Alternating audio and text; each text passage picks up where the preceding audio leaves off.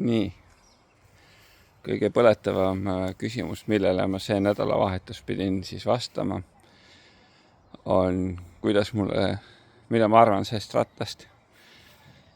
Nimelt ei pesnud teda ära, et ta näeks ilusam välja, sest see ratas tegelikult ei ole loodud minu hinnangul ilusaks ja puhtaks. Aga võrreldes siis Tenerega. Minu Tenere on 50 000 peaaegu läbi sõitnud. Ja see, milline on Tenere uuena ja milline see ratas on uuena, ei olegi üldse omavahel tegelikult ju võrreldavad. Aga minu Tenere, mis ei meenuta eriti enam uut Teneret, on olemuselt ju väga sarnane see, milline on see ratas uuena. Ehk siis ees on üks piduriketas, aga minu oma on sellepärast ühe piduriketta, kes ma olen ühe eest ära võtnud ja kulutanud selle jaoks paarsada eurot. Minu Tenerel on rohkem jõudu kui originaal Tenerel, sest ma olen ära võtnud igasuguseid detaile ja umbes nii võimsaks ma teda ju tahtsingi, nagu see ratas on, aga selle jaoks olen ma kulutanud ma ei ütle palju selleks, et dünatada, ehitada ümber rõhuvõtt ja väljalase. Minu Tenere on kergem kui stock Tenere. See ratas on veel kergem kui minu ratas.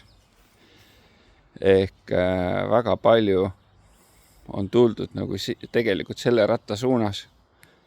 Aga alguses ju ma ei jõuagi tegelikult selle kaaluni, mis on see ratas. Minu rattal on pandud suurem kütusepaak, originaalis on 16 liitrit ja sellest jääb puudu. Sellel on 20 liitrit. Kusjuures Tenere see 23 liitrine lisapaak on jällegi liiga suur. Ta on nagu füüsiliselt liiga suur ja ka päris 23 liitrit ei ole tarvis. Ehk sellel on täpselt selline paak, nagu ma tegelikult tahaks, et rattal oleks. Ja ta selle 20 liitri juures ei ole nagu liiga suur. Sellel rattal ei ole torni, mida mina ilmselt hakkaks ehitama esimese asjana, kui mul see ratas oleks. Amordid on suuremad, mida ma ei ole oma rattale tihkanud, sest see tähendab 3000 eurot, et saada suuremad prillid ja suuremad torud.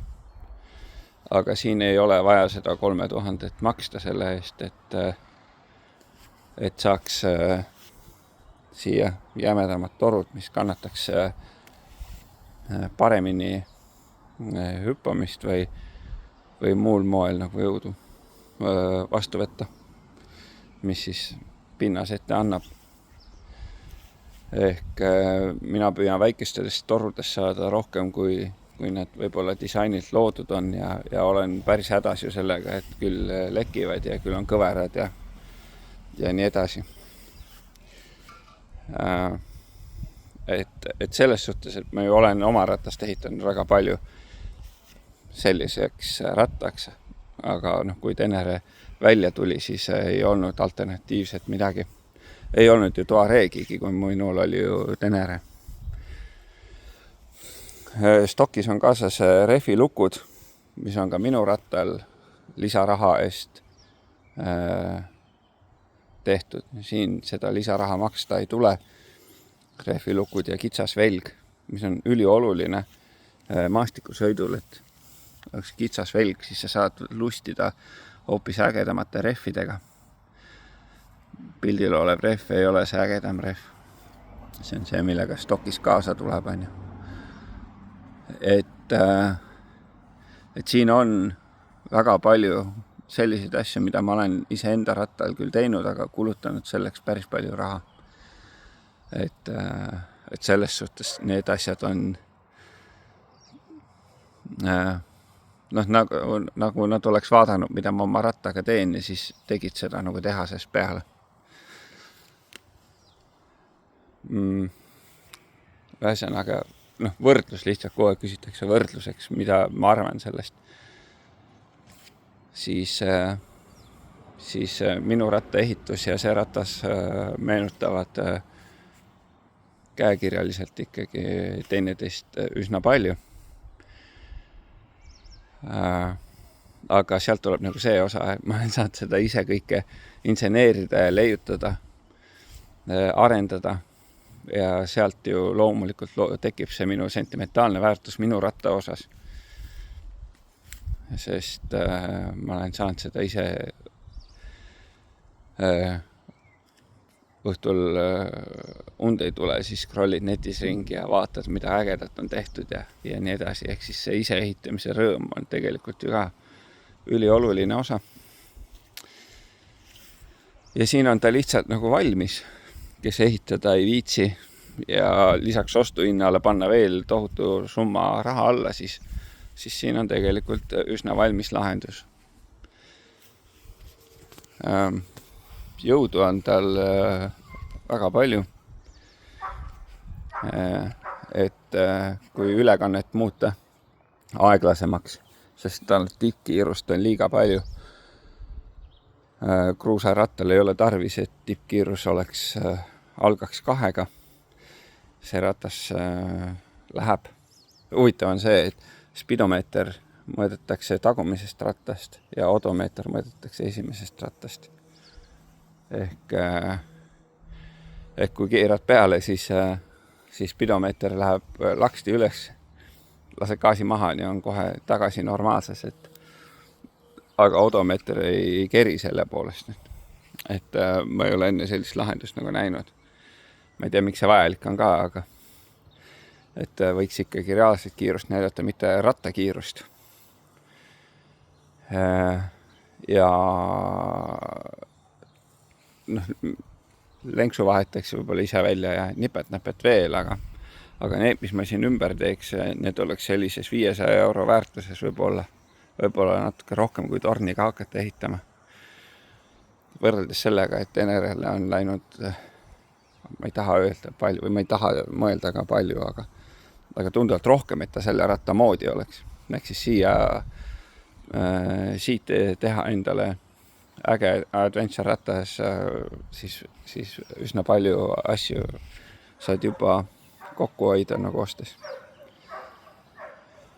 Et nii on. Vedrustus on suurepärane, kõige parem vedrustus, mida ma olen nagu stokkrattal tundnud.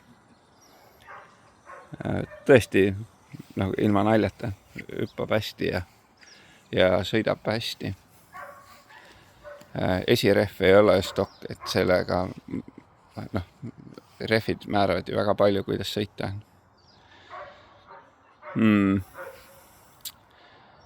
Et ja muidugi, mis nagu ei meeldi ka, üldse ei meeldi ikkagi see madala käiguga gaas praegu. Võib-olla saab ülekandega seda nagu parandada, võib-olla saab seda mingi EKU muudatusega parandada või väidetavalt on see kadunud, kui me räägime elektrilisest gaasist, et siin on trossiga gaas ja see teeb selle jõnksutamise päris muljetavaldavaks. Aga samas KTM-i mehed ütlevad, et ma olen lihtsalt ära hellitatud Tenere gaasiga, et tegelikult see on nende argipäev, ja ka teised rattad ütlevad, et on see, nüüd ma saan aru nendest videodes, kus nad räägivad, et jerky throttle sellel on ja ma ei ole kindel või ma ei tea, kuidas seda nagu lahendatakse või siis on see, et harju ära, et nii tänapäeval ongi. Minu rattal ei ole ja see oli sellepärast nagu kõige rohkem tunda, et selline kuni 40 kilomeetrit tunnis allapoole oli päris harjumatu sõita ja pidin nagu siduriga leevendama seda. Et ühesõnaga, nagu näha on, siis testisin ikkagi nagu päriselt. Et ei olnud nagu linnasõit või ei olnud nagu natukese, et tulemus küll ei olnud see, mida võib-olla tavapäraselt suudan sõita, aga seal on nagu muud tehnilised nüansid, et mitte nagu rattast sõltuvaid, vaid ka muud osad. Kes olid kohal, need nägid. Nägemata Eestis siis. Ühesõnaga, kui täna mul ei oleks Teneret ja mõtleks, et millest ehitada endale adventure ratas, siis ma tegelikult arvan, et see võiks tulla selle ratta baasile. Sest väga paljud kastid on ikkagi linnukestega täidetud, mida ma tahan, et rattal oleks. Ja teistel ratastel kulutakse väga palju eurosid, et seda saavutada. Et päris huvitav ratas see Kove 800 ralli. Vot, mõtlesin, ma teen video, muidu ma pean igale ühele eraldi nagu rääkima. Aga vot, nii on. Ja ratta siis andis üks mingi kauplus Tallinnas. Keegi velt ütles, et tule sõida. Ma siis sõitsin, eks näis, kas et selle nagu nõus vastu tagasi ka võtma on siis.